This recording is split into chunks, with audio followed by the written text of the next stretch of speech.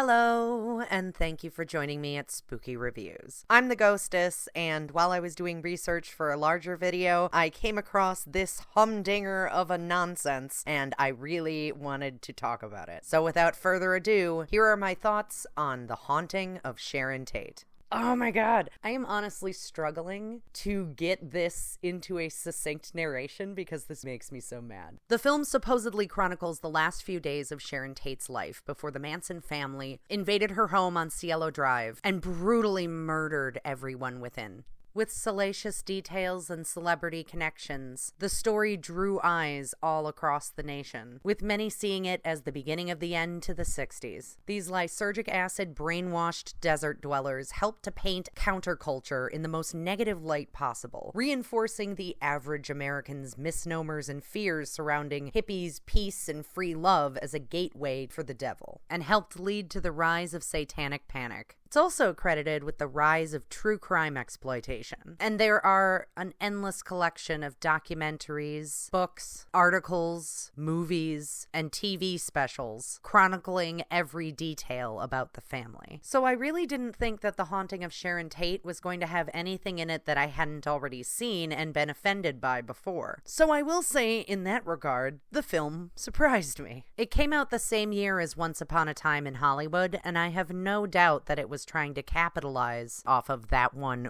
reimagining Sharon Tate's story. But in this one, Sharon Tate is having psychic visions, which allows the film to use dream sequences to repeatedly throw in our face Sharon Tate pleading for the life of her baby and Abigail Folger running across the lawn to get stabbed to death, and then cut to gasp, what a terrible nightmare. And it is just all so distasteful. Not only does Sharon Tate have repeated psychic visions that everyone tries to brush off as pregnancy hormones, but it also features everyone in the house getting ample warning that the Manson family was coming and ignoring it, and paints Charlie Manson in particular as some sort of mythical figure, that he was this great demonic force on the universe, which is exactly the way he would want to be remembered, and I don't want to do that fuckface any favors. Not only is the concept dreadful, but the script is terrible, and the effects are really bad. I mean, I always think CGI blood looks bad, but these look like they didn't make any alterations to what came with the editing software. And Hilary Duff's interpretation of Sharon Tate seems to be doing duck lips and a baby voice, which just got under my skin. And while she is still one of the best actors in the movie, her performance rivals Lindsay Lohan's Elizabeth Taylor as one of the most Razzie Award-worthy performances I've ever seen. And both of those movies leave me going,